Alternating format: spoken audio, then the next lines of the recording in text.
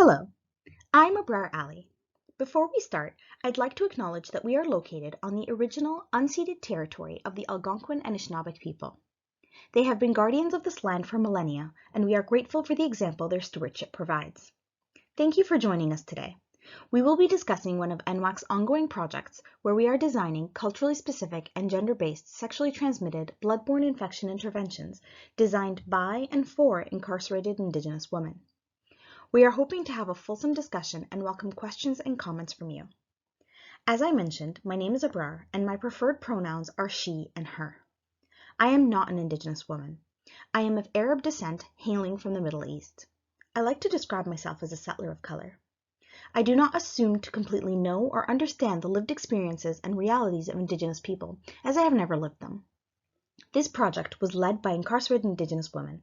We also collaborated with Indigenous colleagues and elders at every level of the project.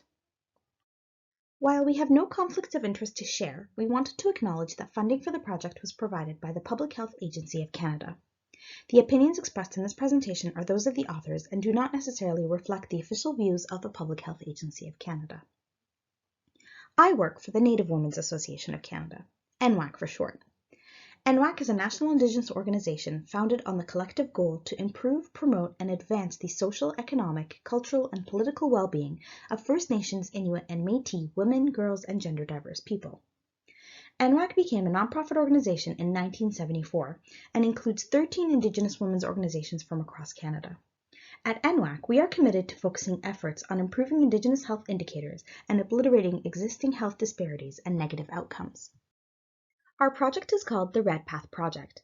This is short for Reforging Connections, Empowering Indigenous Women to Heal, and Driving Change for a Healthy Future. It aims to develop sustainable, evidence-based, and culturally safe sexually transmitted bloodborne infection, or STBBI, interventions for Indigenous women in federal correctional institutions. So why incarcerated Indigenous women? Before we get to that, I want to stress that NWAC is dedicated to taking a strength-based approach where we focus on the strengths and resiliency of Indigenous women, girls, and gender-diverse people. Despite this, we also acknowledge that deficit-based statistics and figures are often necessary to provide rationale and stress the importance of our work. According to the 2018-2019 annual report from the Office of the Correctional Investigator, Indigenous women now represent the fastest growing prison segment in Canada and are overrepresented in the federal correctional system. In fact, despite representing slightly more than 4% of the Canadian female population, Indigenous women accounted for 41.4% of all federally incarcerated women. Further, prevalence rates of hepatitis C and HIV are highest amongst federally incarcerated Indigenous women compared to any other population group in Canada. Indigenous women are 2.7 times more likely to be diagnosed with HIV and 4.7 times more likely to contract hepatitis C. 92% of federally sentenced Indigenous women were assessed to have moderate to high substance abuse needs. Given that the main mode of transmission of HIV and hepatitis C is injection drug use for Indigenous women, this is a cause for concern.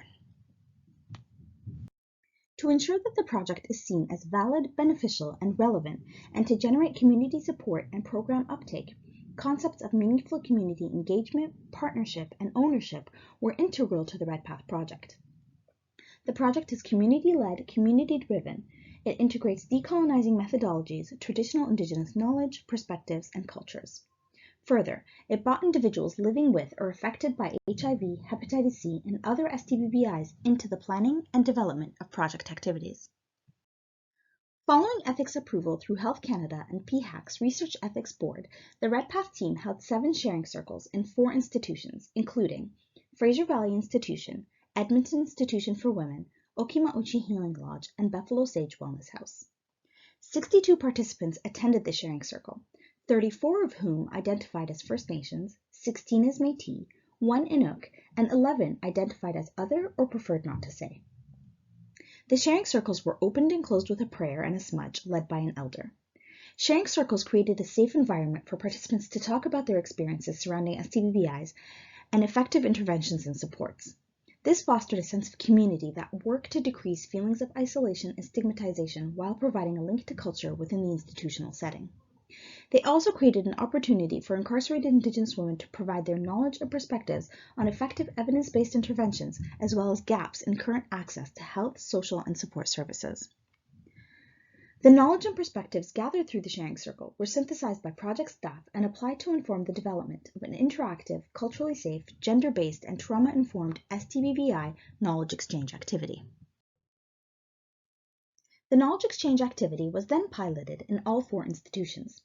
Feedback and questions from participants were then used to revise, refine, and optimize the knowledge exchange activity. This ensured that it was continually meeting the needs of participants and target audience. Ultimately, it was incarcerated Indigenous women and gender-diverse people who determined what content would be included and how it was delivered. The activity aimed to increase knowledge, reduce stigma, dispel misconceptions, and increase awareness of STBBIs. This in turn would inform participants' future choices surrounding prevention and treatment of STBBIs and increase awareness about services available to them both within and outside the institutions. In total, 21 knowledge exchange activities were delivered to 232 incarcerated Indigenous women and gender-diverse people during 7 visits to the federal correctional facilities between July 2019 and February 2020. The knowledge exchange activity was developed into 3 learning modules delivered over 3 days. The first module focused on healthy relationships and sexual health 101. The second on STBBI prevention and harm reduction, and the third on STBBI treatment and support. First Nations, Inuit, and Métis cultures, traditions, and ways of knowing were emphasized and weaved throughout the modules. Each day of the knowledge exchange activity was designed in a way that it could stand alone in its own right, or if taken consecutively, could provide participants with a well-rounded understanding of STBBIs, including healthy sexuality, harm reduction, treatments, and supports. To ensure Indigenous knowledge and methodologies were embedded in our approach, each module was opened and closed with a prayer and a smudge led by an elder, and always started with drumming and singing the Strong Woman Song. According to oral history, the Strong Woman Song was created by Anishinaabe women who were in solitary confinement in a prison for women in Kingston, Ontario, in the 1970s.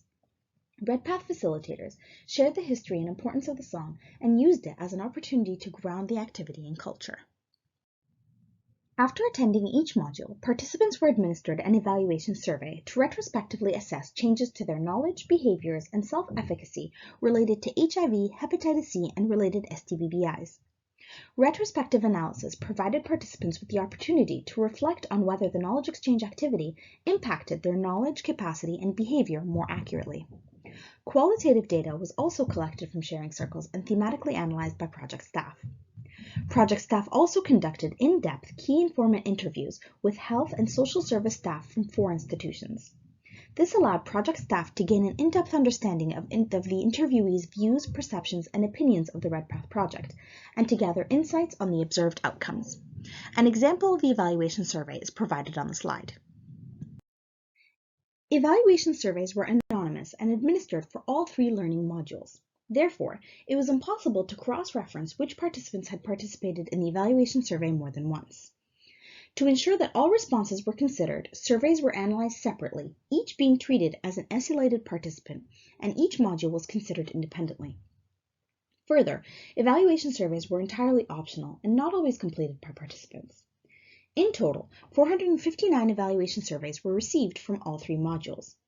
According to aggregate data from the evaluation surveys, after participating in the knowledge exchange activity, 83% indicated an increased willingness to ask about what health, social, and support services are available to them within the correctional institution. 85% reported an increased willingness to use health, social, and support services within and outside the correctional institution. 86% reported that their ability to change personal behaviors to reduce their risk of getting HIV, hepatitis C, or related STBBIs had increased.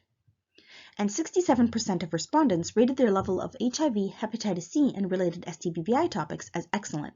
This marks a 50% increase in the reported strong knowledge of hepatitis C, HIV, and related STBBIs.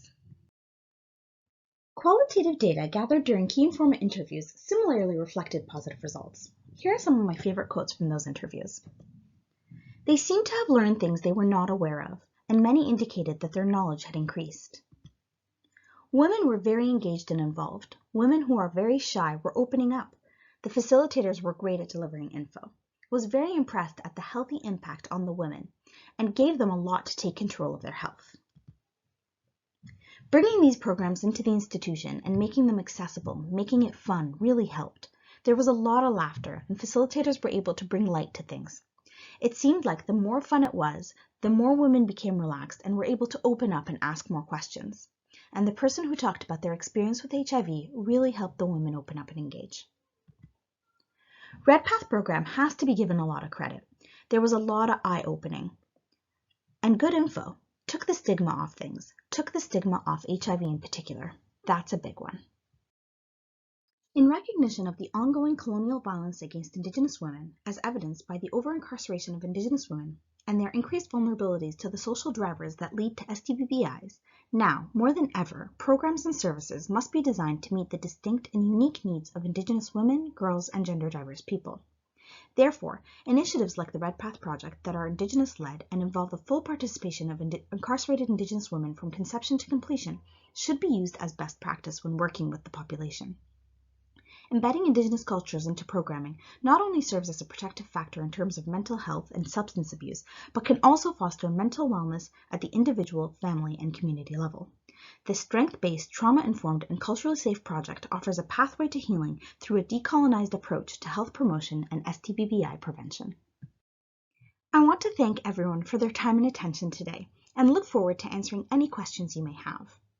I would also like to thank the Canadian Association for HIV Research for the opportunity to share our work. I provided my contact information on the slide and look forward to hearing from you. Thank you, and enjoy the rest of the conference.